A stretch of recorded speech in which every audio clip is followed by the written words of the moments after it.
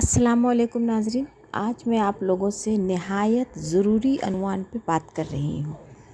हाज़रीन, अगर आपको ऐसा लगता है कि आपके घर में जादू का असर है तो आप ये कैसे पता करेंगे?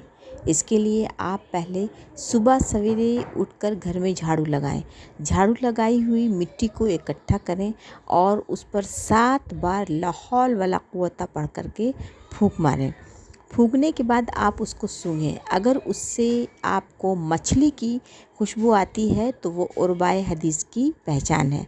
अगर उसमें से आपको कोयले की खुशबू आती है तो वो जिन्नात की असर है, और अगर उसमें गोश्त की खुशबू आती है तो आपके घर में जादू का असर है।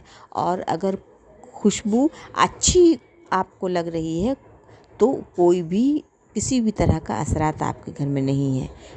ये चीज़ को आप फॉलो करें, देखें और समझें, खुद से परखें। इंशाअल्लाह आप तमाम हाज़रीन को ये वीडियो पसंद आएगा। मेरे वीडियो को लाइक और सब्सक्राइब करें। अल्लाह हाफ़िज़।